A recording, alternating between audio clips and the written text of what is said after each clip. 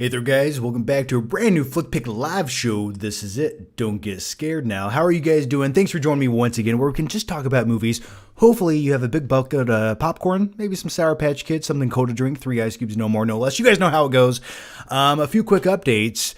I was originally going to do this live show tomorrow night, but with the grace of the heavens above, I have now obtained an early release or an early press screening of The Flash. So I only have to drive 3 hours to Cleveland tomorrow to see it.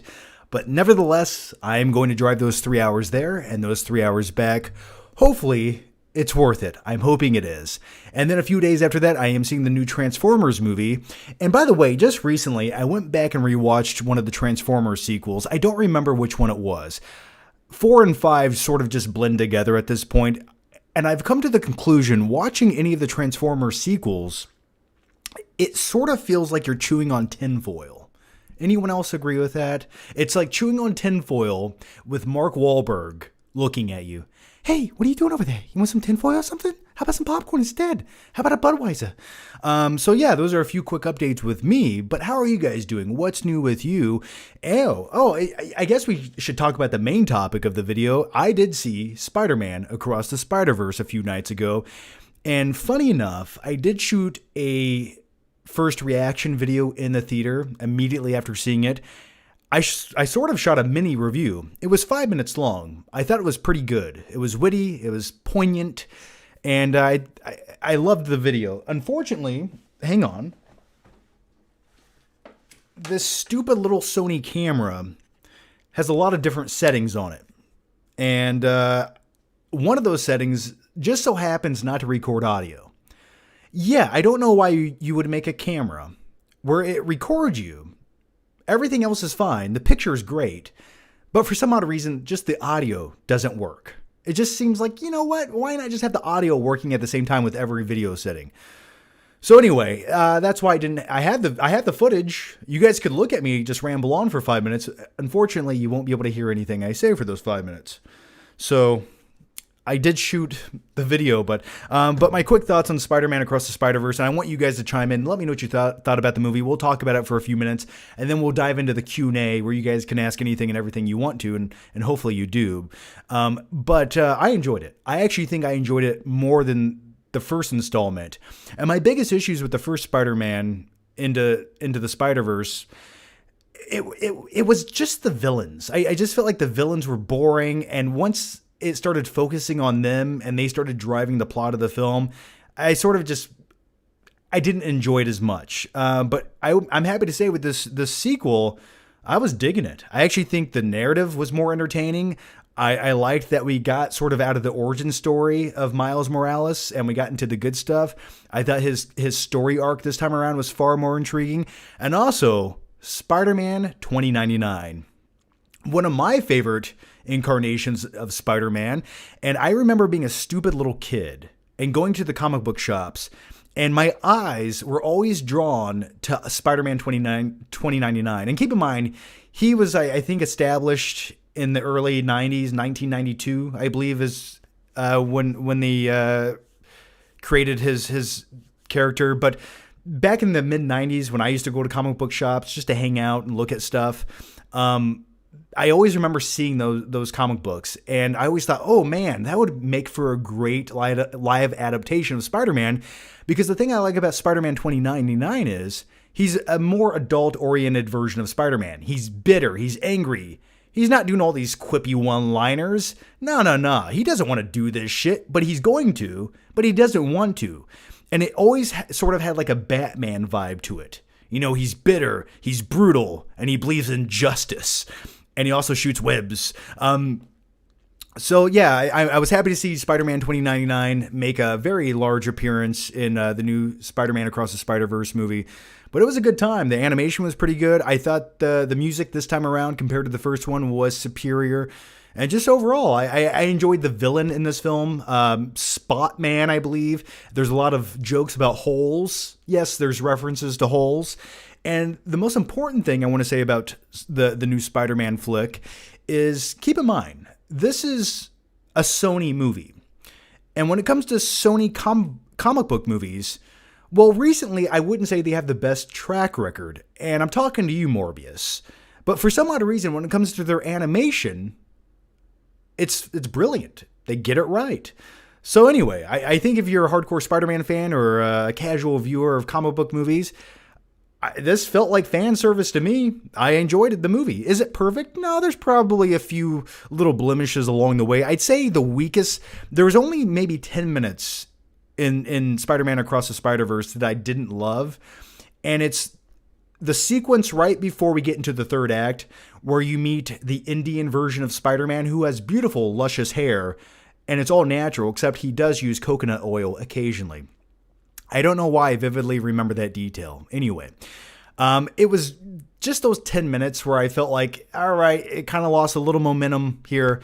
Then it transitions into the third act, and I thought it was pretty good. So, and by the way, it does leave off on a cliffhanger, so we are getting a part 2 at some point, I believe, in the fall. It comes out, or is it next fall or early next year, next March?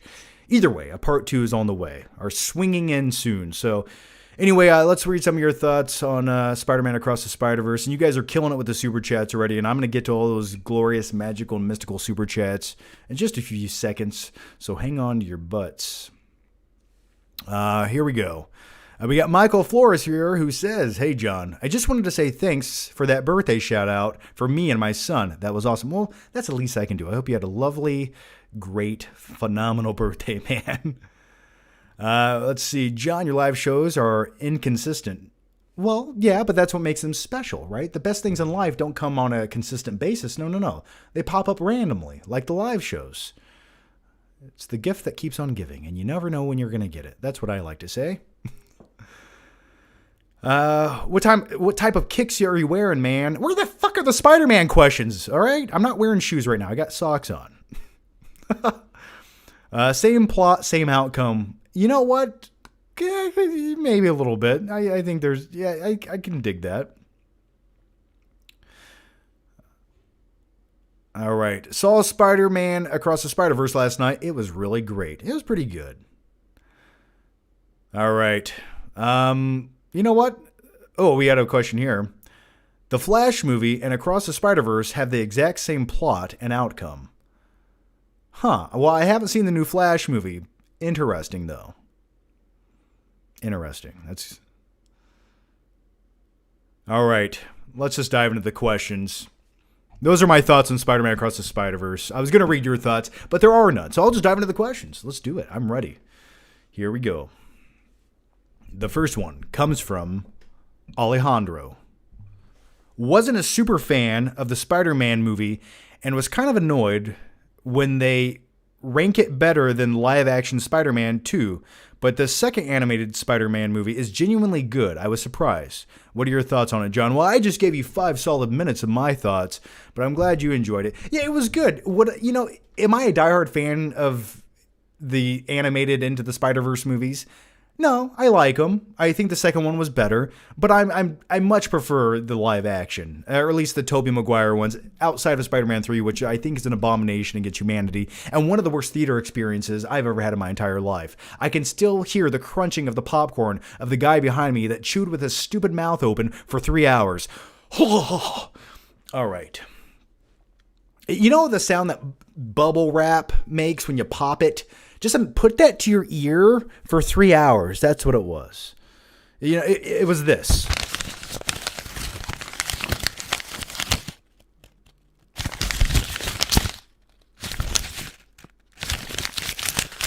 That's what it was. All right. The next one here comes from Night King 01. Let's see if you remember that you still have to watch The Bounty. If you have not, it better be a good reason. I've been busy this week, man. I'm going to be honest. I've been going through an existential midlife crisis, looking at other opportunities beyond YouTube.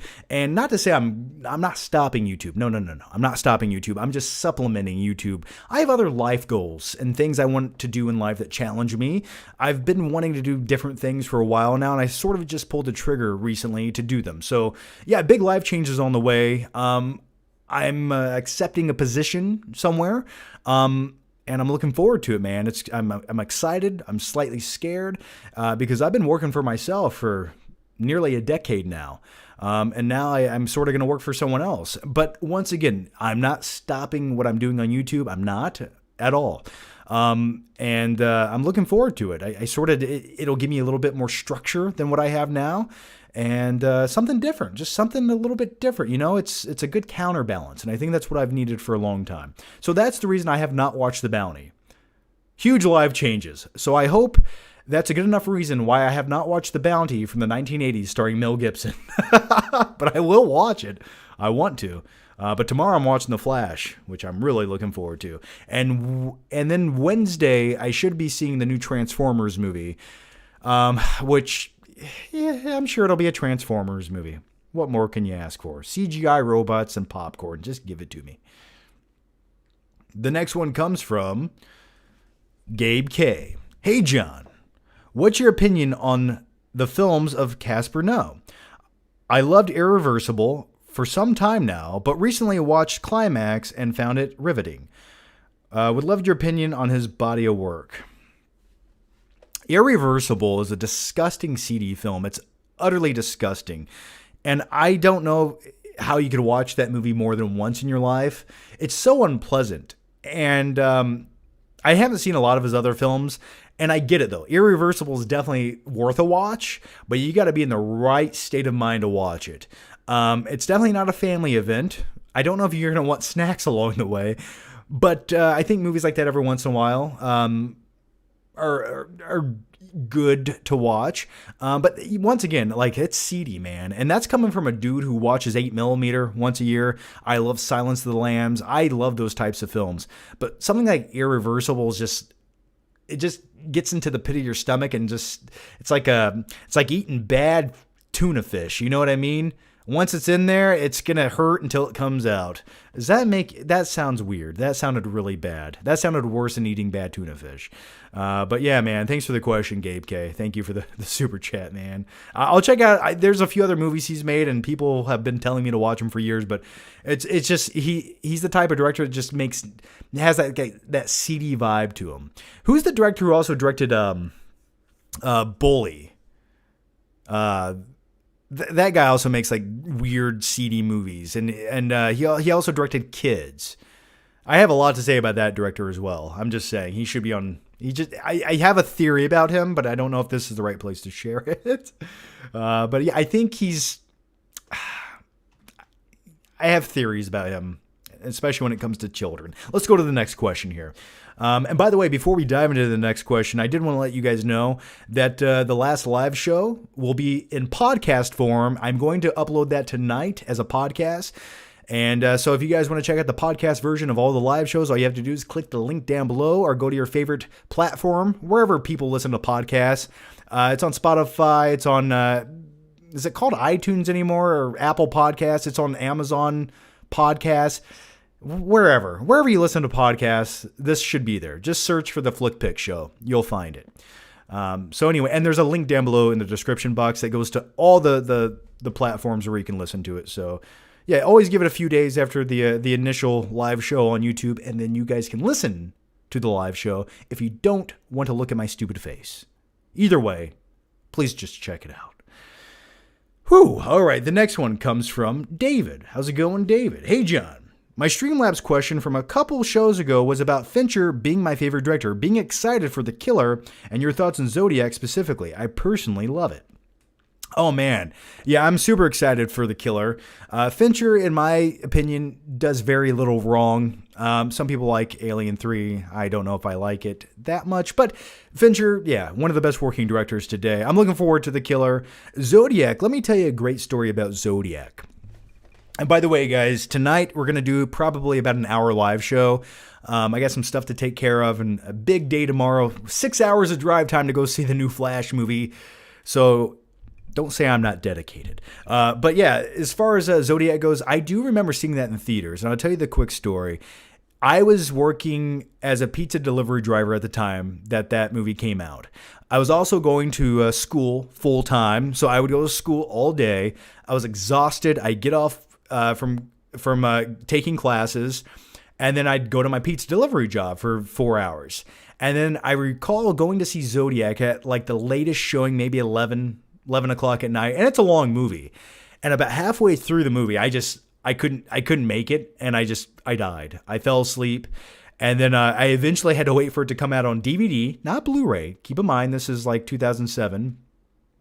DVD, and then I watched Zodiac. So those are my quick thoughts on Zodiac. I love it. I love the movie.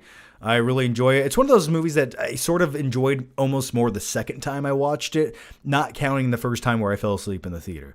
But yeah, it's almost made to perfection. So, but if you're talking about Fincher films and crime, mystery, drama, thrillers, Girl with the Dragon Tattoo is probably my favorite.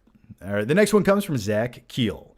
Got tickets to see Oppenheimer in 70mm IMAX at the Indiana State Museum. Ooh, man, I just might come there too and watch it with you. It's probably sold out, though, at this point. But at some point, I would love to see that in 70mm IMAX. Just saying that literally tintillates my senses to want to go see it. Anyway, it'll be my first 70mm true IMAX experience. Can't wait. Yeah, it's been a while since I've seen a true IMAX movie. Now, I've been to the IMAX many of times. But yeah, I'm glad you reminded me of that, because that's the same theater I would see this movie at as well. It's probably about an hour and a half drive, but sounds worth it. Yeah, you know what, Zach, you might just see me there. Is that current screening sold out? I don't know, man. I'm gonna look into it. If I can't get an early press release, I'll definitely check out the IMAX experience. It'll give me a reason to go to an IMAX theater, which are just phenomenal. When it comes to an IMAX experience, they know how to present the film because they're so anal retentive about it. There's no flickering light bulbs. You know, people that go to IMAX movies usually shut up because they paid a premium to see it. They're not talking and eating popcorn with their mouths open. So, yeah, I might check out the IMAX version of Oppenheimer at some point. Your name here says, "Good evening, John. Do you also think Cruise is being a prima donna for being upset that Oppenheimer is getting the IMAX release nod? Thanks, brother." Yeah, you know the weird thing about Tom Cruise, and I know he's listening right now, so I don't want to talk too much shit about him. But he's everywhere. I don't know specifically what he said. I did read the headlines that he was a little bit upset. But at the same time, did they shoot the new Mission Impossible movie with IMAX cameras? Because if they didn't, then the IMAX real estate should go to the movie that actually utilized IMAX cameras. But if they did, I don't know. I don't care. You know what? These are the complaints and cries from a guy who's worth $1 billion. Do I feel sympathy for him? No, I do not. So, yeah, I did hear about that, though.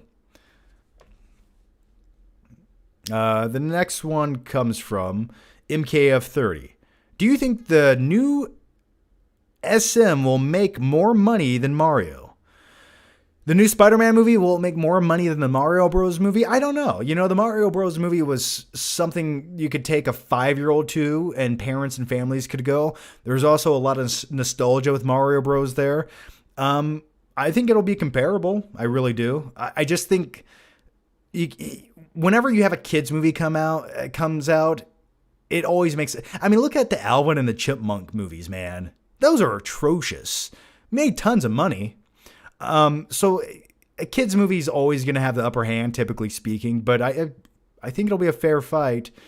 But the IP, you know, Spider-Man has a really good IP, but Mario's, I would dare say, has the equivalent. I almost think Mario Bros. Translates to a wider demographic than Spider-Man does. The next one comes from Night King 01. Oh yeah, John. John Woo is remaking his classic movie The Killer.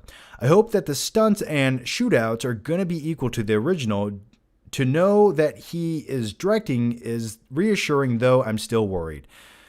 You know, I have faith. John Woo was the master of action movies. Are we talking about John Woo right now? Okay, I didn't know he was remaking The Killer. Or maybe I did. I don't know. But yeah, John Woo, man, when you go back to the 90s, that man was on top of his game. Movies like Face Off. Well, he did make Mission Impossible 2, which kind of sucked, let's be honest. But he made Broken Arrow, which is truly underrated. So, yeah, so I don't know anything about the remake, so I don't have much opinion to give you on it. But I'll take a John Woo action flick any day of the week.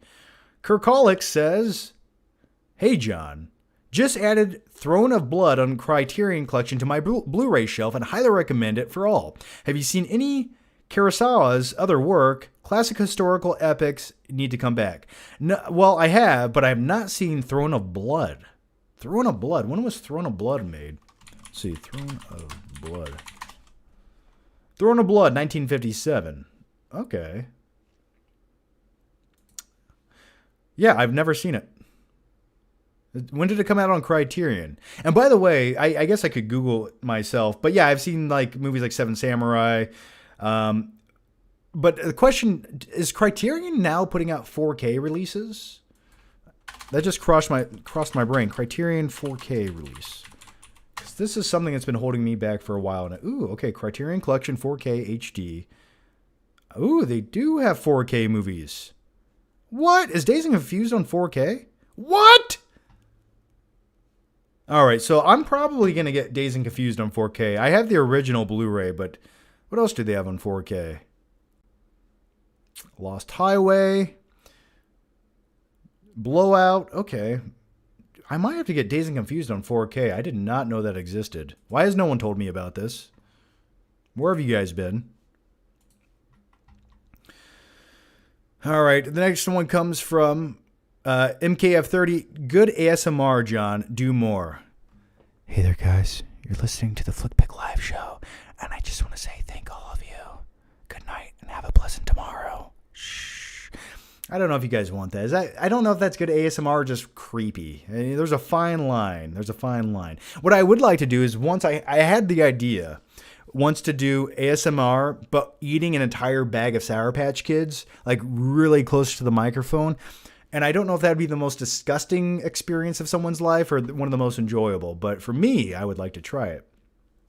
The next one comes from, let's see, we just had Kirk's question. Mike Peter. How's it going, Mike Peter? Hey, John, any tips for making videos? I'm thinking of trying YouTube, but I keep losing my train of thought and stumbling over my words when I go to record. Well, the great thing, Mike, and by the way, thanks for the super chat here, man, is take comfort in the fact that you can be a complete and total moron when it comes to YouTube videos. There are many people on YouTube that are actually complete morons. I assure you, when you meet them in person, you're going to realize it at some point. But then you realize with the power of video editing and Google and repeating yourself 8,000 times to get everything just right as you read off a script or some line of dialogue, which you yourself did not come up with, and you just read Reddit forums, and then you take all those thoughts by other people, and you combine them together, and then you record a video, and then you edit out all the mistakes in between, you yourself can come across like a genius. So that's not my advice to you. That's not my advice to you, Mike. But what I am saying, my point was, take comfort in those facts, but also Editing will make you sound so competent, even if you might be mildly incompetent. So yeah, man, just make the video, make some bullet points, write out a script, man. Record the video. If it takes you 87 takes to get it right, that's fine. You can edit out all those mistakes. So why don't you just sit down and record a video, practice, and just talk to the video camera like you would talk to your best friend. That's my best advice to you. Go with that. Keep it loose, keep it fun, you know? And thanks for the super chat once again, man. And yeah, if you're losing your train of thought, write out some bullet points. Just go down the list. You'll be okay, dude, I promise. Another video game movie says, hey, John, what are your thoughts on Gran Torino, or I'm sorry, you said Gran Turismo movie? The first time I saw the trailer, I scoffed, but now I find myself being a bit intrigued. Oh, Doyle rules. I have not even watched the Gran Turismo trailer. I guess I kind of knew there was a car racing movie coming out, but the Need for Speed movie with Jesse from Breaking Bad really tainted my love for racing video game movies. So I don't know anything about it. I have not seen the trailer. I mean, it could be a cool, intense movie. I mean, if you shot it, so it felt like you were in the driver's seat at times, and you had some like fast-paced action moments, it could be an intense thrill ride. I think there's a lot of potential there. And especially if you use like practical effects, and you strap cameras to the car, I think it could be a good time, but I don't know. I don't know anything about the movie, and I only played the games once or twice in my life. I want a Cruising USA movie. How about that? At the end of the movie, where the conclusion, where the climax ends, at the finish line, there's just chicks dancing in bikinis holding signs. That was every young boy who played Cruising USA, right? At the end of every race, that's what you get. That's what you were racing to. That was the motivation to get there. Just little pixelated ladies dancing with little signs above their heads. Good times.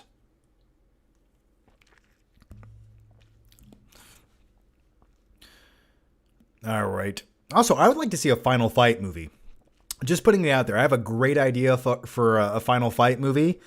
If only Hollywood would come to me. I have a great movie, and Ryan Gosling would be my number one casting choice. Okay.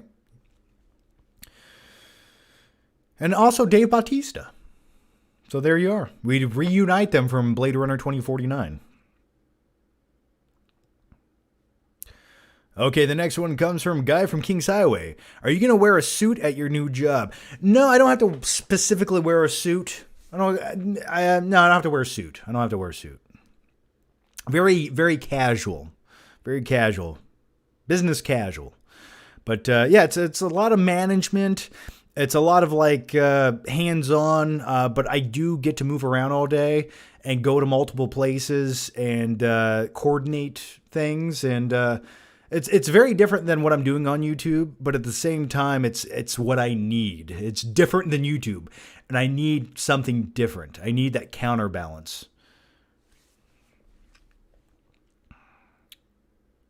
The next one comes from Hungry Movie Buff. Well, go eat something, man. Come on. All right, here it goes. Hey, John. Enjoyed hearing your thoughts on Spider-Man. I actually just posted my review. By the way, what kind of OLED TV do you recommend? Love you, man. Well, I love you too, Hungry Movie Buff. I just want to feed you. Yeah, man, I have a LG 83-inch OLED TV. I have the C2 model. I love it. When it comes to OLEDs, definitely one of the more affordable options. They do have premium versions of LG OLED TVs that the nits are the brightness, the peak brightness of the TV that might get a little bit brighter. But my thing is, when someone says, oh, this TV needs more nits of brightness, no, it doesn't. No, it doesn't. Unless you're watching your TV outside or you're watching it with 89 fluorescent bulbs behind you as you look at your screen, your TV doesn't need to get that bright, okay? The best viewing experience is a calibrated TV that's not overly bright, right? When you go to the movie theater, there's a reason it's dark in the auditorium. That's because the screen itself actually isn't that bright. So that's what makes good picture quality, for me, or at least in my opinion it does. But yeah, so that's what I have. That's what I would recommend in an LG OLED TV. But hey, don't get me wrong. I mean, Sony, I've heard, makes really good OLEDs. There's other... Vizio makes OLEDs now, but I would definitely go with a LG. Thanks for the question, man. Alejandro, how's it going? See, as expected, we had the same thoughts across the Spider-Verse. That's why sometimes when people ask for my opinion on movies, like my friends, I haven't seen the movie yet, I'll just look up your movie review, knowing you have similar taste, John. Well, thanks for that, man. Yeah, thanks. I appreciate that. I like this thing I have what I like to call is grounded, common sense taste in movies. You know, I think if you have those two things, we'll probably more or less agree on most things. But thanks, man. Dustin Rich says, cats or dogs? And can you give reasons? Absolutely. Much more of a dog guy. Dogs have personalities. They can learn tricks. They want to cuddle with you. I'm not allergic to dogs. Cats just tear up shit. They shit in a box. They scratch. They claw. They don't want to hang out with you. They don't actually like you. They actually think... I feel like cats think very little of human beings. Cats always sort of have a pretentious, stuck-up vibe to them. Or at least it's just me, but much more of a dog guy. Man's best friend for a reason, you know? So I hope that was enough reasons for you. Night King 01 says, John, have you ever seen the film Happiness from 1998? If you want to feel sad and depressed by humanity, watch that. Dylan Baker plays a predator, to say the least. I cannot say the rest, but you get the reference. I have seen Happiness. I have. That stars, what's his name, who played Dr. Kirk Connors in the second Spider-Man movie, right? Yeah. Also plays, what's his name? My brain is melting. Rorschach, right? From Watchmen. Anyway, I have seen it, and I remember seeing that movie for the first time on like HBO at 3 o'clock in the morning back in the late 90s. And I remember the one guy we're speaking of who's a predator against children. I recall someone spray paints a very obscene thing on his garage door. But yeah, I have seen the movie. And I've actually been meaning to go back and rewatch it at some point over the years, but it's not one of those movies that's just playing on Netflix that often, so definitely a seedy movie.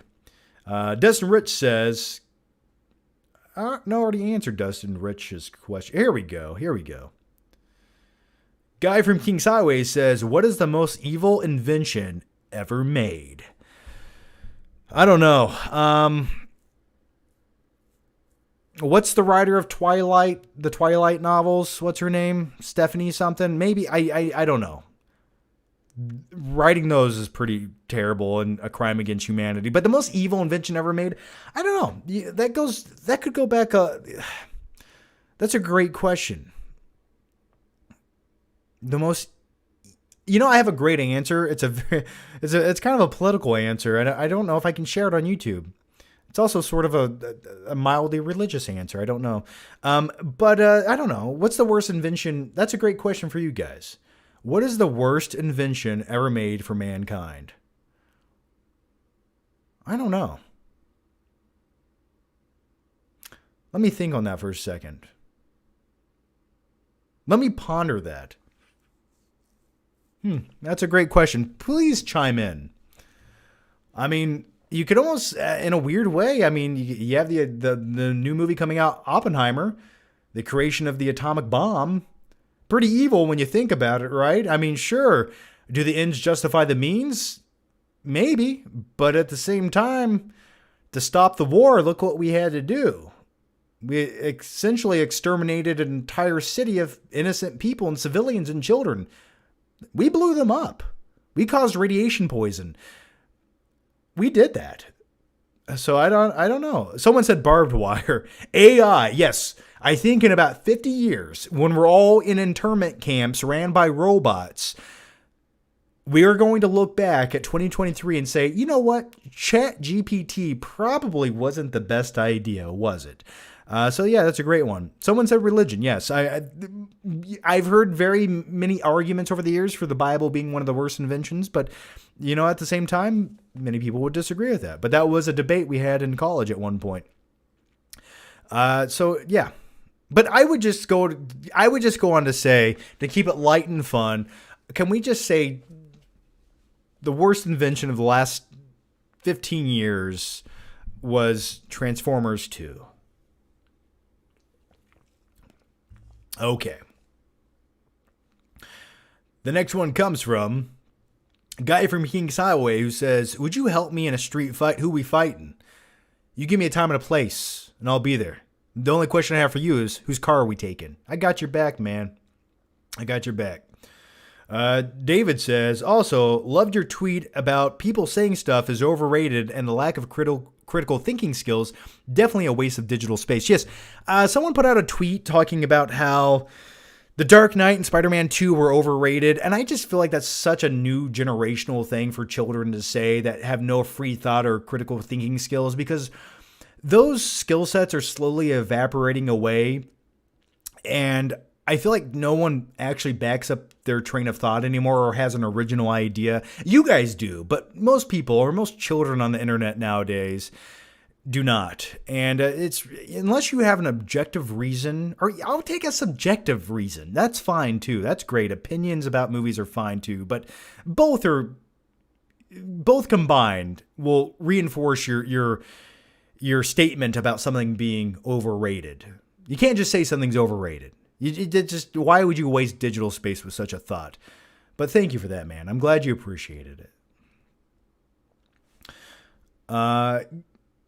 Greg Sheen? Oh, Greg Sheen. Here we go. Hi, Johnny boy. What is your favorite form of cardio? Any tips on staying lean? Yeah, man, if you want to get lean, you just got to cut out some carbs, cut out the carbs. And my favorite form of cardio, because just doing cardio to me, when you run on a treadmill, if you're just running to run, sure, you're going to burn calories. But what are you gaining? Are you going to gain any mass? Are you going to gain any definition in your upper body? No, you're not. So my favorite form of cardio was always supersetting weights. And if you don't feel comfortable with lifting weights and doing bench presses and dumbbells, simple solution for you. Go up and down the row of weightlifting machinery. Go to your local gym. Go up and down the row, and just go up and down.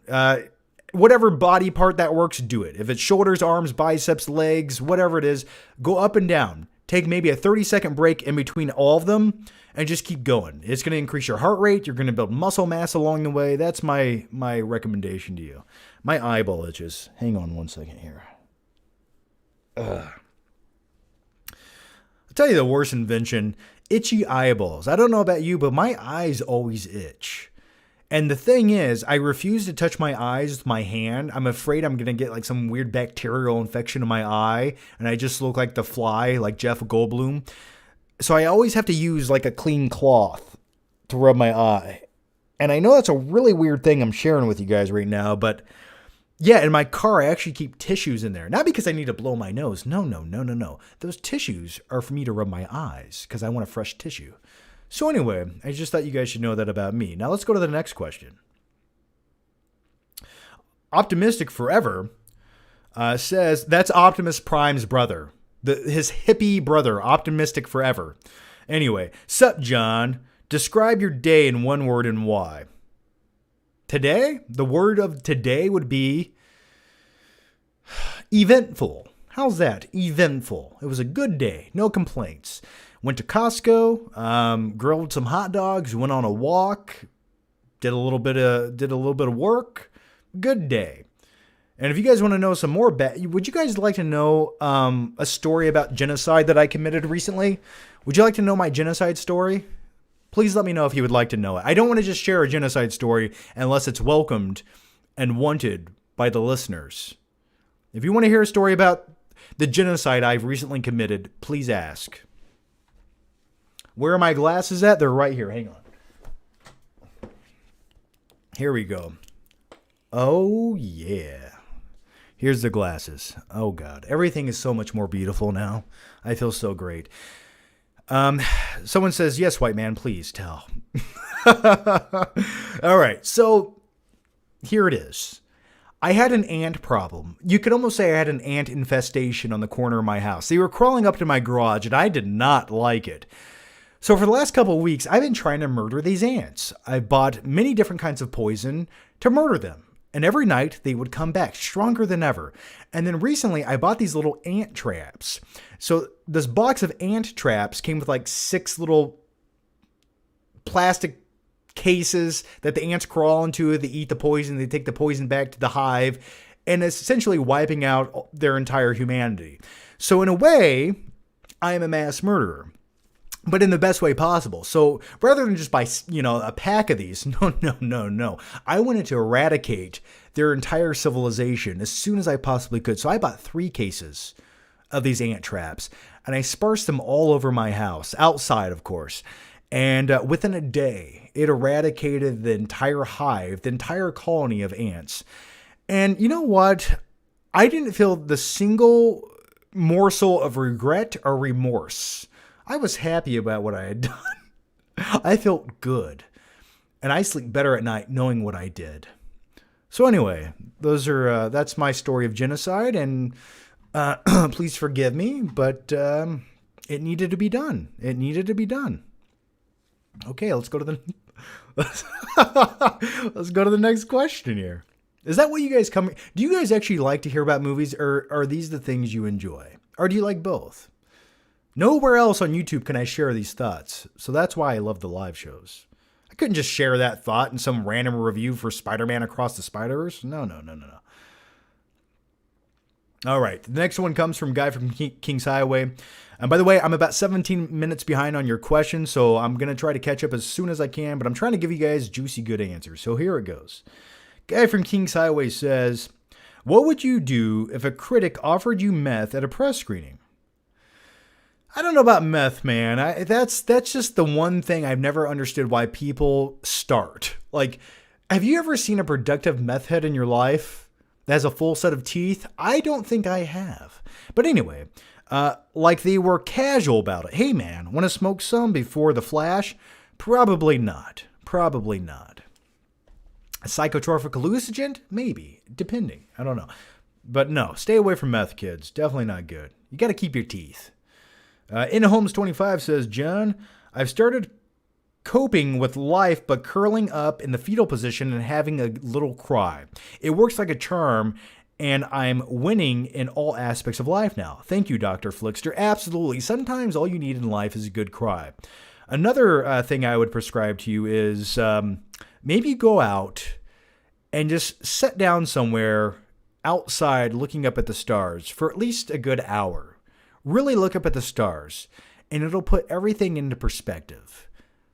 It's a weird phenomenon, and it's a thing that I don't think most people think about, is when you go outside and look up, there are giant balls of flaming hot mass just floating around in the universe, just floating, just there, just staying where they are, floating about. And that to me is a bizarre phenomenon. It's just like, how does anyone just go outside and think, oh, this is normal? No, this isn't. We live in a simulation. We do. There's no way. It's the explanation for all of this is way too simple. It doesn't make any sense. All right, the next one comes from Night King 01. Have you ever seen the film Deep Cover with Lawrence Fishburne? It's directed by Mac from Predator, and it's exactly your kind of movie. It's a seedy and neon crime film, and Jeff Goldblum is amazing in it as a villain / partner of Fishburne, and it's on Criterion. What is this called? Deep Cover? Man, I might have. Let me do a quick little Google search on this real quick. Deep Cover movie. Let's see what we got here. It sounds super... Oh, man. Okay. I may have seen this movie. This is one of those types of movies that always played on HBO back in like the mid-90s. It looks vaguely familiar. But man, it looks super familiar to me. Maybe I've seen it, but I would... You kind of... I love those early 90s movies like this. It just looks like an early 90s movie. So yeah, I'll check into it, man. Deep Cover. Okay, I'm going to add it to the list. The never-ending list. And by the way, guys, I am happy to announce I did watch the first episode of Yellowstone. So there's that. It's good. But my quick thoughts on it are, I don't know if it's exactly... It's not really setting itself up to be a binger for me. Like, it's something I'll occasionally watch, but I just haven't, like, it's not the bingey type show I want. And I do have some criticisms with it. It does feel a little bit clunky, and some of the character motivations I'm not quite buying into. And it's just like, why is owning a cattle ranch in Montana so complicated? And also, in the first episode, they have like they put on like tactical vests to go get back their cattle. It says like, what does the tactical vest say? It says like cattle SWAT or cattle officer or something like that. And like they take a helicopter back to get their cattle, and there's like some guns going off. But keep in mind, Kevin Costner and his crew, there's like 80 vehicles. They have machine guns and police, and a couple of dudes that stole their cattle shoot a gun, and they all run away. So I was like, what was the point of all that? Anyway, it just, I don't know. It kind of lost me a little bit. The next one comes from Dustin Rich. When you were a fan of X-Files series, or were you a fan of the X-Files series or 98 movie? Wasn't a big fan of the movie. I actually think the movie was a little bit underwhelming. I did occasionally watch the show. My stepdad was a fan of it. So occasionally I'd watch an episode or two of X-Files. Some of them were better than others, but I was never a diehard fan of it. Your name here says MI7 was shot in IMAX. Too bad, Tom, and congrats with the job. Thanks for that. So it was shot in IMAX. Okay. So you know what it is? Was there an agreement? I need to read the article. But was there an agreement with Nolan and IMAX theaters that he would get the majority of the screens, like some pre-established agreement? I mean, because Nolan's the one who brought IMAX back into cinema, if you ask me. So I would say he should get first dibs. If Tom Cruise doesn't like it, push back your release date, man. I don't know. Will H says, John, the darkness of Batman '89 has been pulsating in my veins since I was 3. The recent 4K transfer is an abomination of bluish color tones. Reminds me of T2's 4K transfer. Absolutely, Will. Absolutely. Yeah, there's this new phenomenon going on where when studios recolor grade or color correct their old releases of films, and two great examples given there is T2 Judgment Day and Batman '89 and also Batman Returns, is they feel like they have to add this bluish teal tint to them to make them feel modernized. And that's everything wrong with modern day movies when it comes to color grading. Not everything needs to have a bluish tint. No. Use the actual lighting and the color that you had in the original film print. That's what made it so great. Not everything had this digitized blue teal to it that looks like the color grading of some kid just learning how to use his editing software making YouTube videos of short films of him and his friends in his mother's basement. By the way, I've been there. So yeah, I do agree with you. It sort of ruins the transfer. Now with T2, it already has a bluish look. But man, that new 4K transfer just makes it even look more blue and soulless. So yeah, I agree. The new 4K transfers of the Batman movies, I was really taken back by when I was taken back when I watched those. I was like, oh, this sort of ruined it. And then I went into my color adjustments, my color settings for my TV, and I adjusted the blue of the screen, and it made it look instantly better. So try that, but you shouldn't have to do things like that. The next one comes from Will H. John, have you seen the movie The Paper Brigade? I have. 90s flick about teens working as a newspaper route. Robert Englund is the neighborhood weirdo. Isn't he always? It just might take you to a happy place like other films from that era. Yeah, I have not seen The Paper Brigade. Let's see. Paper Brigade.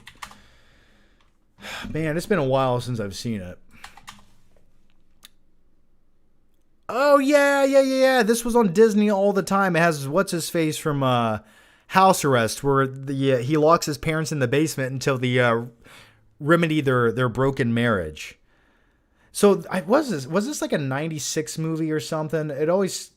Yeah, I knew it was 96. I could just tell by the actor in the movie. He was in everything from 96 to 97.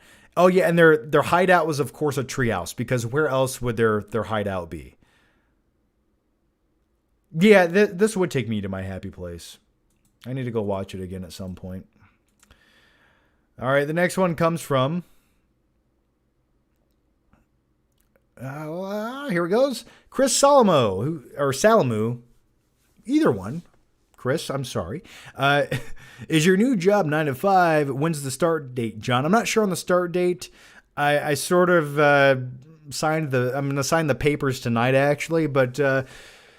maybe in a week or two, I would imagine. Is it 9 to 5? Technically speaking, it is 9 to 5, but I think I can start at 8 and maybe end at 4. It depends. But yeah, more or less, it is 8 hours a day. Night King 01 says, now that makes me wonder, what is the worst written movie of the last 20 years? I don't know about what the worst written movie of the last 20 years is. I mean, that would be a great debate. I mean, where do you start? I mean, you could start at The Happening. That'd be a good place. I think that'd be a good place to start. Or you could name 3 other M. Night Shyamalan movies as a good starting point. Last Airbender would be another runner-up. But also, I think any of the Transformers movies after the first one would be debatable for one of the worst screenplays of all time. And that's a good question for you guys. What is the worst written screenplay? And we're talking about like a movie that had a budget, had a great cast, just a terrible screenplay. What is the worst one of the last 20 years? Let's talk about that for a second. And no, The Room doesn't count. That doesn't count. We're talking about like actual films that had everything going for them and there was almost no excuse to be bad. Someone said Morbius. Okay, end of conversation. There it is. You did it, man. We got it. Morbius, you did it. There it is. Someone said Reborn here. I'll read a few more in a second. Jeepers Creepers Reborn. That's not a bad one. The next one says Night King 01, who says, now that makes me wonder. What is... Oh, I just answered this. Sorry. The 50% Doctor Who podcast say, John, I love you. I'm sorry, but it's true. It's okay. I love you too, man. It's okay. Why can't just two people profess their love to each other on the internet and not make it weird? Dustin Rich says, would you want a movie made about you, if only about the last year of your life, when you do nothing but crap your pants and drool? Oh, you're saying like when I'm a senior citizen and that's the movie that I'm going to have made about my life? It depends. It could be interesting. That could either be the best movie ever made or one of the worst movies ever made. Hopefully I age into Clint Eastwood and essentially it'll be Gran Torino. But if Clint Eastwood's character in Gran Torino, Walt, in fact, did wear a diaper. And I think that'll be the golden years of my life, or at least I hope they are. Halloween Ends. MKF30 says Halloween Ends. You know what, MKF30? I'm going to dig. I dig that. I think I almost will agree with you on that. That's at least one of the worst movies I've watched in the last year. Yeah, absolutely. Night King 01 says Son of Mask. Another good pick. And by the way, if you guys are YouTube members, feel free to chime in right now. I'm trying to get to your questions too.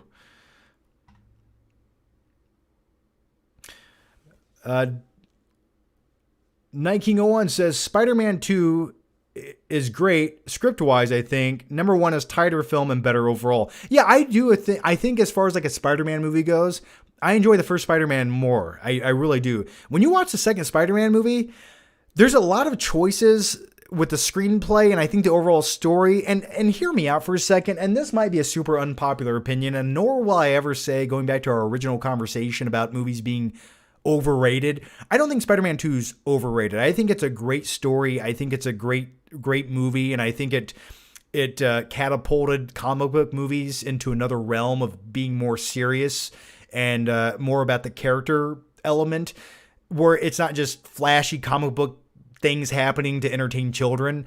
There's a real story there. But I will say this about Spider-Man 2. The interpretation of Doc Ock in that movie, outside of a few fun, great scenes, I just think Doc Ock is a really boring character. I know. Listen, I just think he's not that intriguing, and he's always felt a bit underwhelming to me. And I'll explain why.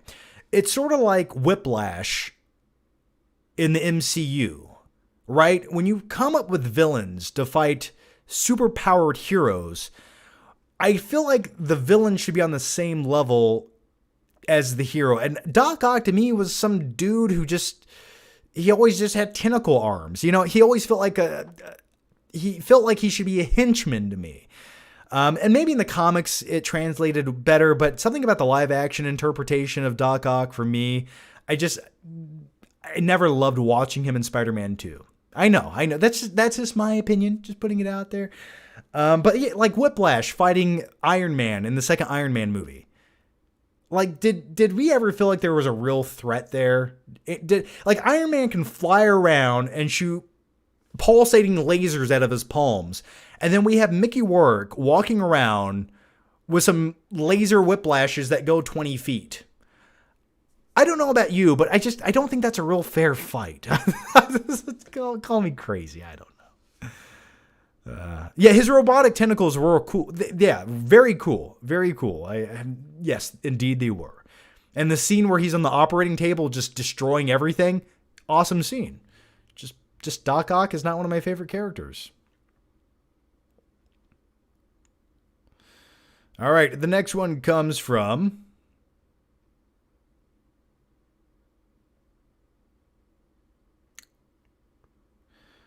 Sid Dave, have you seen Terrifier movies? What do you think? I saw part of the first Terrifier. I didn't get through all of it. I get why people like them. For me, it just, I maybe it just didn't have enough subtleties or something. I don't know. I just when I want to watch a killer clown movie, I just rather watch the It Part 1 made for TV. Like when it had the kids, not Part 2 of It. No. Not when they become adults and it just gets terrible. But the first part of It, made for TV, I think is phenomenal. Or even the movie, the new remake, is pretty good. I never watched all of Terrifier. I've heard great things. I never got around to finishing it. Movies for Life says, early Indiana Jones reviews are breaking my heart. Yeah, you know what? It doesn't surprise me based on the trailers and the footage. It just sort of looks a little sterile to me. And not as sterile as Kingdom of the Crystal Shit Skull, but I'm sure the movie will be okay. It just kind of looks like been there, done that. Treading the same territory we've already been through without the heart of it. I'll be honest with you. I watched an extended scene from the new Dial of Destiny movie, and it's like a chase scene, and it just looked like they were in front of a green screen. It just looked like all the characters were in front of like a rear projection green screen or a rear projection technology screen, which is how they shoot The Mandalorian. And it just looks so odd to me. It looked like a TV series. So I'm not surprised by the 50-50 split thus far. Still looking forward to the movie. Still looking forward to it. But I sort of had this feeling a long time ago when the first trailer came out. Billy M says, I thought we agreed you wouldn't get a job. Damn. No, man, I need it. I need it. You know, I need this. I came to the conclusion I need to do something different for a little bit. And not to say I'm going to stop doing this. I'm not stopping YouTube. And I need something different. I need a reason to leave the house every day and do something else. So I think it'll be good for me. And the great thing is, YouTube's still here. I'm not going anywhere. It's always going to be here. So that's what I'm doing. It's needed. Night King 01 says, great fan casting idea that I saw online. John Cena as Sandman. Yeah, I could see John Cena. I could see that. I could see it. Looks like him. And if I were going for accuracy, Sandman in the comics is a goof, not tragic. Yeah, I could see John Cena pulling off a Sandman. If you would have asked me even a couple years ago, I would have said absolutely not. But seeing John Cena in the what is the TV series he's in? I forget the name of it. Whatever it is, yeah, I could see it. His acting ability has definitely has been better in the last couple of years. Mike Cinema says, best of luck with the job, John. Well, thanks, man. Thank you. I'll need it. Cosborn says, John, are you going back to graphic design? No, I was looking into that, and I did. I was pursuing it a little bit, but I came to the conclusion I need something radically different. You see, the creative outlet I have in life is YouTube. I like to put my creativity here, but to do that at another job, 9 to 5, I don't want to do that. This other job, I don't have to be creative. I just have to be. There's a lot of customer service that goes into it, but there's also a lot of management. There's also a lot of being very particular and having a good eye for things. And I might have to be creative in a sense of getting projects done, but more or less, my official title will be project manager. So yeah, man, it should be good time. I'm looking forward to it. You guys are okay. I'm gonna answer. Okay, let's see. We got. I'm gonna go until 12:30, guys. So if you guys have any good juicy questions you want to get in, please ask away. I'm gonna try to get to as many questions as I can, and of course I'll make sure I hit up every super chat before we go. So don't worry about that. So if you have any questions, then get them in now. MKF30 says Captain Marvel for one of the worst movies of the last 20 years. I wouldn't say it's the worst. You know, I would probably say Thor: Love and Thunder is a worse screenplay than Captain Marvel was. And keep in mind, in Captain Marvel, a cat scratched out Nick Fury's eye, and that's why he wears an eye patch. So that's really saying something. Joey Ruiz, Lord of the Rings, says, did you see Beau is Afraid? Not yet. I'm trying to, man. I'm trying to. I do want to check it out. It'll probably be on VOD very soon, won't it? Definitely, I would like to watch the movie at home, to be honest with you. What are your top 5 Jamie Foxx movies? Godspeed. Well, my number 1 Jamie Foxx movie of all time is definitely Django Unchained. I think right beside that would be Collateral. What are some other Jamie Foxx movies? I'll tell you my least favorite Jamie Foxx performance, and that would be Electro in Spider-Man, Amazing Spider-Man 2. But I'd say those are my 2 favorites. Jamie Foxx has been in some good movies, but those are my 2 favorites of Jamie Foxx, the 2 I just mentioned. I'm trying to think of something else.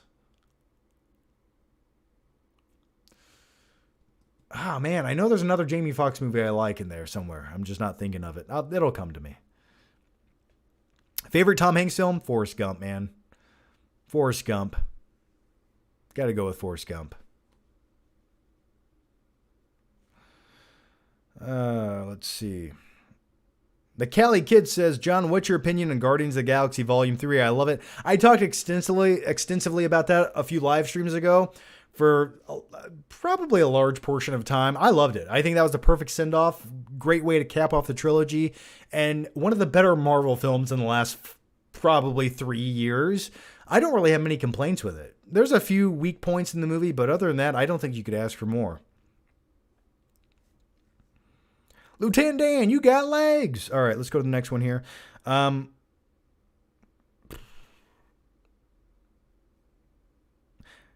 Lieutenant Dan got me invested in some kind of fruit company. You ever been to Bayou La Battery? All right. Night King 01 says, John, Kingdom of the Crystal Skull for the first half hour isn't that bad. It's just after the motorcycle chase where it goes downhill. Yes, as soon as he meets up with Mutt, the movie goes downhill. Yes, absolutely. And it keeps going and going and to the point where we're swinging through the jungle with monkeys. And that's the point where you go, oh, we've gone too far.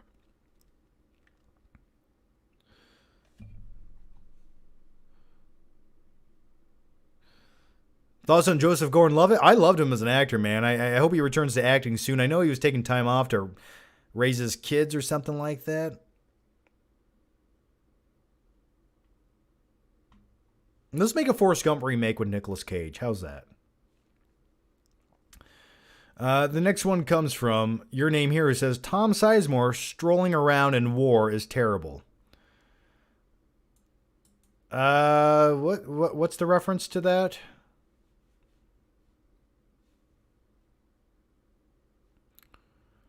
John, Beetlejuice 2, is it worth it? Hey, if Michael Keaton's coming back, I dig it. I dig it. I've also heard there might be a new RoboCop movie starring Chris Evans, so who knows? Don John is a good movie. I love that movie. Underrated. And I still remember the first time going to see Don John. I think there was a couple in there, and it was their first date. And if you're a little bit uptight when it comes to X-rated material, such as in Don John. I remember in the opening credits of Don John, this couple got up and left. I mean, I get why, but at the same time, I mean, I enjoyed it. Have you seen The Dry with Eric Bana? I have not. Nice shirt, John. Yeah, thank you. This is my retro Hulk shirt. I quite enjoy it. Clark Ingleton says, John, I know you're not a I know you're not a baby who has a problem reading subtitles. So what are some great foreign movies? I recommend The Wailing, Korea, if you like crazy horror. Also, The Hunt with Mads Mikkelsen. Great foreign films? I mean, I tell this to everyone, the South Korean flick. Watch more South Korean movies. That's the type of film. That's the type of foreign film I enjoy. You got to watch Old Boy if you've never seen it. Watch it with subtitles. And I would dare to say I don't mind the dubbed version of Old Boy. For some odd reason, the main character, he sort of has like an Adam West sound to him, ever so slightly, or at least to me he does. But that's what I would recommend. Kirk Hollick says, what are your thoughts on Asteroid City? It's one of the most anticipated movies this year. Can't believe Bill Murray turned Anderson down for Ant-Man 3. Asteroid City, I think I saw the trailer for it. Did I see the trailer for it? Asteroid City. There's a bug in here. Get away. Yeah, the new Wes Anderson movie. Yeah, I did see it. It definitely looks like another Wes Anderson movie. I don't even know what the premise is. World-changing events spectacularly disrupt the blah, blah, blah, Junior Space Convention. Oh, it's a Space Convention 1955. Okay. I didn't even know anything about it. So I guess I didn't see the trailer. I did see the movie poster. That's what I saw. Premise sounds cool. Time period movie. Space Convention. Sounds good to me. Bill Murray turned it down to be in Ant-Man 3. Wow. All right. It must have been a bigger payday or something. I don't know. Mr. KW Jones, and thanks for the generous super chat, man. And by the way, Clark Ingleton, thank you for the super chat earlier, man. Thank you so much. The definition of insanity is doing the same thing over and over and expecting different results. That is our cinema society. It's the same crap over and over. This is the reality. We need fresh. Well, also, I'll tell you this. I had a long tweet that might have been very depressing that I was looking at for 2 days. I have not put it out yet, and I'm sort of waiting. But anyway, it was sort of just a reference to modern day cinema. I mean, we have $300 million blockbuster movies coming out.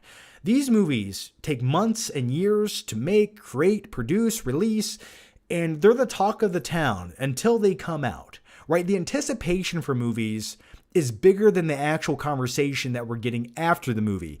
I'll give you a perfect example, and maybe not the best example, but it's the one I'm going to give you. Fast X, a movie that cost $300 million. It came out, no one talked about it, no one references it, and no one will remember this movie. It'll just blend into the other 18 other Fast and Furious movies, and it's been forgotten. The movie came out 10 days ago, and it's already been forgotten. And that's the society that we live in. Content, and that's what movies are becoming. They're becoming content. It's the ever flow of content that people want. We don't want art. We don't want cinema. We want content, or at least the new generations of moviegoers. And these movies come out and they don't matter. The conversation instantly dies and the movie fades off into obscurity. And it's really sad. It truly is depressing to me, because I remember a time when a movie would come out. Not only was the anticipation at an all-time high, the hype was real, but the movie would come out and people would talk about it and debate it and have conversations that lasted weeks and months. And now, 2 days later, that movie never existed.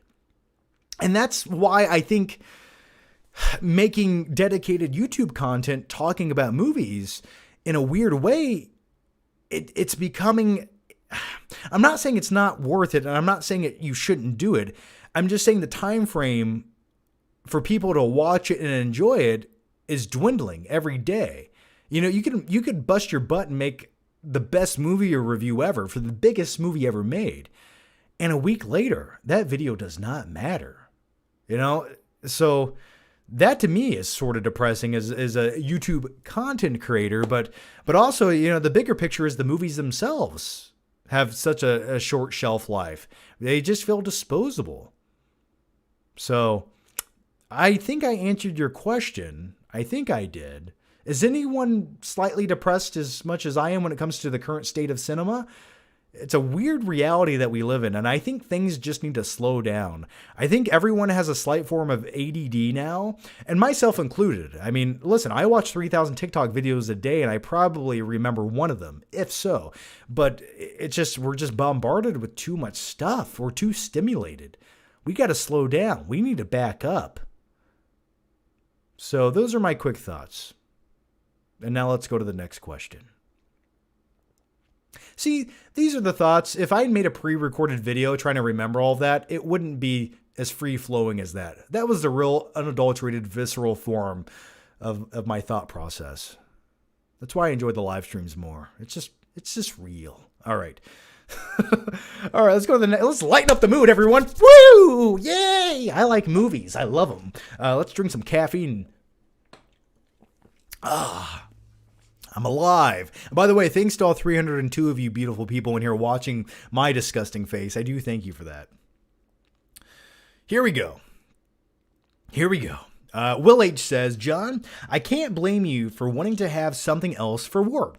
Having social media be your sole income has to be tiring. Doing what you love as your side biz is sometimes the best way to go.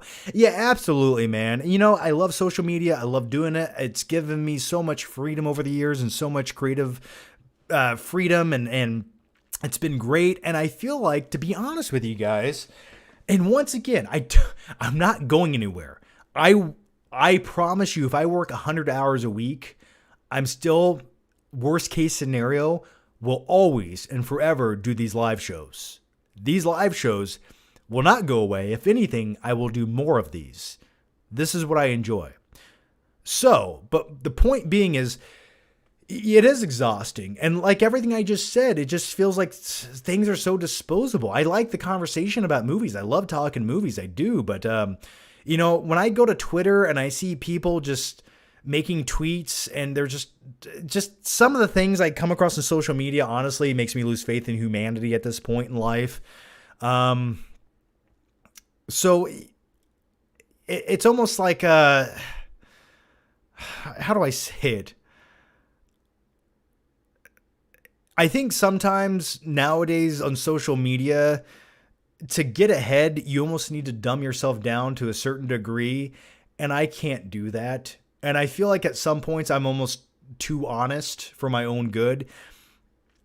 But at the same time, I get, sometimes I say things that aren't for the masses, but I think the people who get it and they appreciate it. So anyway, I don't know where I'm going with this, but really social media to me is getting to a point where it's almost, I don't know. I just can't buy into some of the stuff anymore. I just can't do it. I don't know. I don't know where I'm going with this. I just need a break. I need something different for a minute. But anyway, Billy M says, best of luck in your new job as Ezra Miller's PR guy. Oh, I don't think Ezra Miller would want me to be his PR guy. I would just put out announcements. Lock your doors, shut your windows. Ezra Miller's coming to town. He's going to choke somebody. Get inside. Your name here says all of his characters, like in Saving Private Ryan and Black Hawk Down, have him just walking around instead of running. Terrible screenplay. Who are we talking about right now?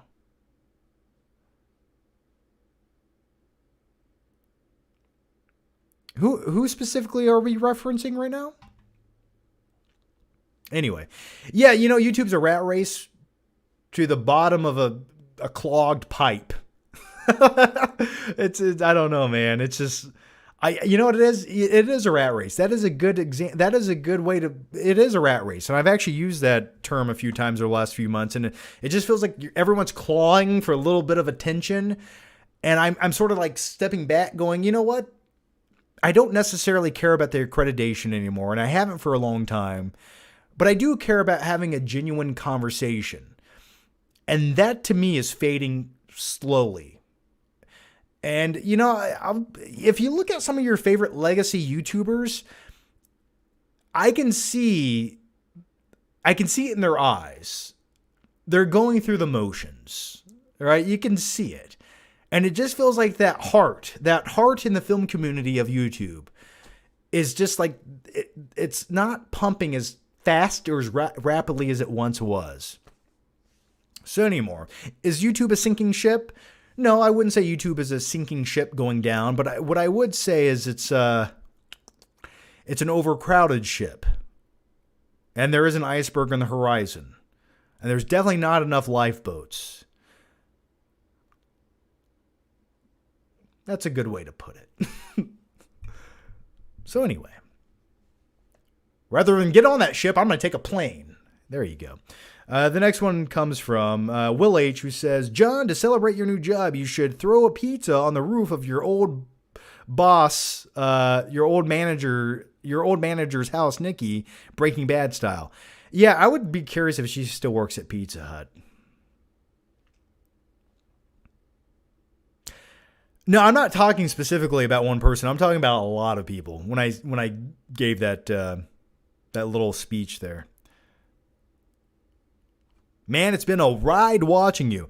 The ride's not over, man. I assure you. I'm not going anymore. You know what I'm going to do, though? I'm going to tell you this right now. I've come to the conclusion I don't like doing sit-down movie reviews. I've come to that conclusion.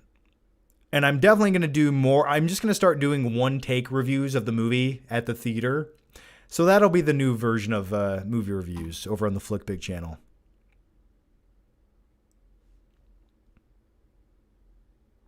YouTube is here to stay. There's no other platform to watch videos. No. I don't mean YouTube is going in. No, that's not what I meant. I just meant the heart and soul of YouTube sort of feels like it's the version that I came from, right? The movie community I came from, I would say on YouTube is just sort of like, it just feels like it's on life support. You know what I mean? I don't know.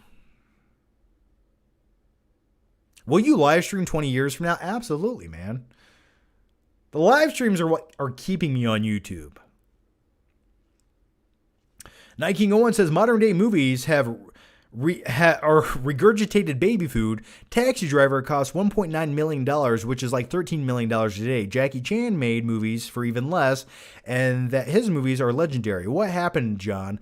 I don't know what happened to cinema. Everyone just started making bloated CG movies to be put into the theater for 2 days, and then no one talks about them again. You know, Fast X is what happened to movies. John, have you seen Election from 1999? Not only have I seen Election from 1999, but I like to think the term pick flick was inspiration. Just putting it out there. No, I love Election. Matthew Broderick, I love Election 99. Definitely a very underrated movie. If you want a great underrated comedy movie, go watch Election. Someone said John Campea sucks now, by the way. I have a question, though. I haven't been watching John Campea videos for a while now. But why is everyone wearing blazers? Why is everyone wearing like jackets on their Entertainment Tonight? What is going on? Can someone explain that to me? Joey Ruiz, Lord of the Rings, has been a member for 11 months. Well, thank you for that. And here it goes, though. When you walk out of the movies, love when you walk out of the movies and do a review. Yeah, that'll be the new review style from now on, just to keep it real with you. Unless there's something phenomenal or exceptional, or I need to really sit down and think about it, I'm going to just start doing reviews in the theater, outside of the theater, in the car. To me, that's the type of review I would rather watch. I'm just at a point where watching a jump cut talking head video, it's just, I don't know, it's not the same. I'd rather watch an immediate reaction review of a movie so I can get some real thoughts. So you know what it is? I think I just want real stuff in life. I want raw, visceral entertainment. And that's what I'm going to give to you, even if you like it or not. Hopefully you do, though. Someone said Jeremy Johns gives them anxiety. I get it, man. Yeah, it's just like, I get it. I get it. I do get it. I mean, the dude's, hey, he has a style. It works for him. At times, years ago, I was envious. I was like, man, if only I could just do the exact same thing every video. But I can't. I can't. That's just how I've always been. I got to switch it up. But it's working for him, man. He's successful. There's no doubt. There's no argument. Cosborn says, John, are you going to see Oppenheimer in IMAX? I'm going to try. If I don't get an early press screening, I'll definitely go to the IMAX. And not the Limax, the real IMAX. Wade's Movie World says, hey, John, when is your next Blu-ray and 4K collection video? Well, man, I just posted one. When did I post that? Last summer? So I think we're going to be good for a minute. But I will say this. I did shoot a new Flick Trip video today. And I know what you're thinking, John. Well, are you going to actually edit it and put it out? Yes, I am. And I had a new version I have a new style for Flick Trip videos. They're called Quick Flick Trips. What do you think about that? So anyway, it's a quick video I shot today. I didn't plan on shooting. It's going to be probably like a 5-minute long video. And I figured, you know what? Why don't I just do more of these? I don't have to overthink it. I just go in, I shoot a quick video. It's fun. It's entertaining. I take you guys along with me and we look at some physical media, or maybe we go see a movie together. And I did in fact shoot one today. So yeah, that's, I got a Flick Tray video for you. Brock says, good night, John. Well, good night and sleep tight.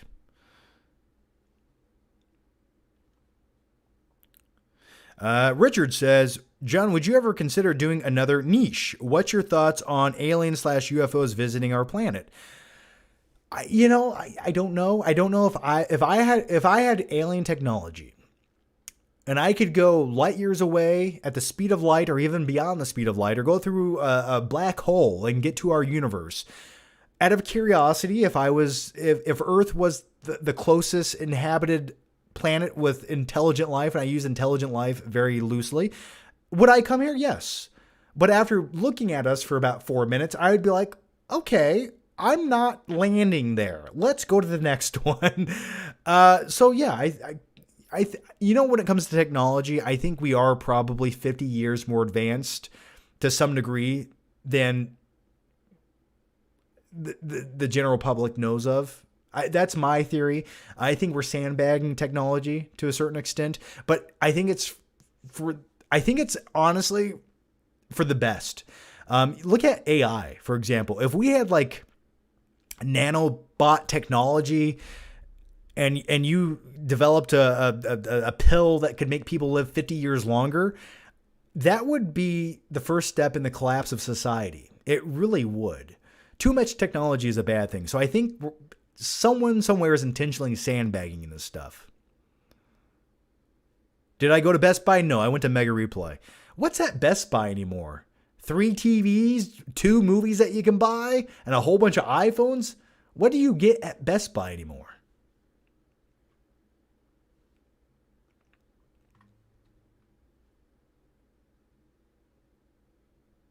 John, did you pick up The Italian Job in 4K? I did not. But you said the picture looks good. Yeah, man, I haven't. That's a movie I might buy on Black Friday for like $5. I like the movie. It's a good time.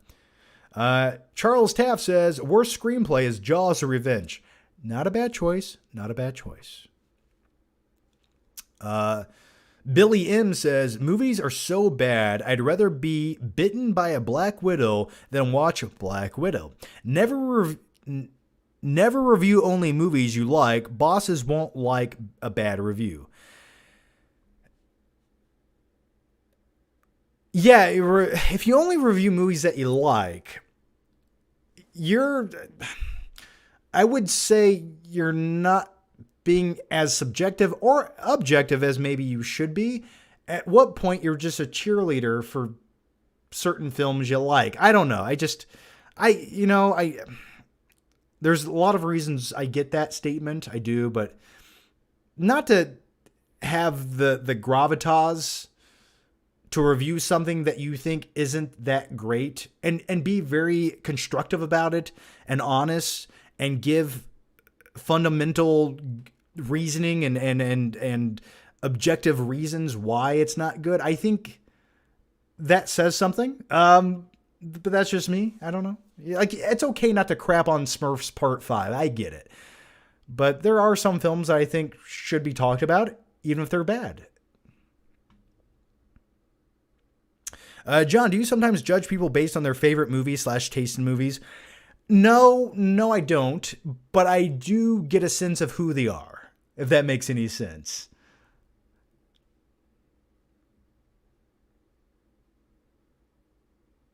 John, I picked up a new projector screen from Best Buy this past Friday. That's awesome, man. Hey, you know what? I don't know if well, here it is. I have this projector screen that costs like $2,000. And it's one of these really nice, what is the project? I forget the model name. Hang on. Projector. Yeah, okay. I have a Vivid Storm motorized floor rising projector screen. And I think mine costs like $2,000. It's like 120 inches. It's awesome. I don't need it. I think mine actually costs more than $2,000, but it's like new. I've only used it 3 times and I'm looking to sell it. I just don't need it. So if anyone's interested in a very good deal on a projector screen, Now, I'm hoping you live in or about the Fort Wayne area because I'm not shipping this shit. It's pretty big and heavy. It would cost a lot, and I don't want to have it damaged. But anyway, if someone's interested in a 120-inch Vivid Store motorized floor-rising projector that has like the gray screen, which gives you a better picture quality, it's for short throw projectors, I believe. Send me a PM or a DM or whatever M. You can send me an email or a DM on Twitter or something, man. And if you live in the Indiana area and you're looking for a good deal on one, hit me up. I got one for sale. I was going to list it online, but I'd rather give one of my viewers a better deal on a projector. So let me know. All right. But yeah. Back to Billy M's question, I agree. Movies nowadays are just, yeah. Who's your pick for the next James Bond actor? I don't know. I'm not sure on that. I mean, I hate to say Henry Cavill, but I'm going to go with Henry Cavill. That's who I'd pick. Bruce Cook says, worst screenplay is The Snowman 2017. I did not see it, man. Nor will I ever. Chris Salamu says, what time is the pre-screening for The Flash tomorrow? I'll be checking your Instagram for the review. I have high hopes for. I've heard good things. I've also heard it kind of feels like a video game at times. But my screening for The Flash tomorrow is at 7 p.m. So by 9:30, I should have maybe a first reaction out. So look out for it. I'm hoping it's good. I've heard good things. But I've also heard the press screenings of The Flash have a slightly different ending than the actual public release. So I don't know. Now I got to go see the public release at some point. John still uses AOL Instant Messenger. You know what? I wouldn't mind if I did. Joker 2 is coming out next year. Yeah, I'm hoping it's good. Lady Gaga, here we go. All right, guys, I think I'm going to wrap up the live show here. I'm just making sure I didn't miss anyone's questions, but I do want to say, guys, thanks for hanging out for the last hour and a half talking about movies. I'll do another live show in a few more days after I see the new Flash movie, and I will put out a first reaction for that. So if you guys follow me on Instagram, TikTok, and I'll obviously post it on YouTube as well. I forgot YouTube Shorts was a thing, but it is. I'll post it here as well. But either way, guys, thanks for the questions. Thanks for hanging out, and have a good night. Stay safe, and I'll see you next time. Bye-bye.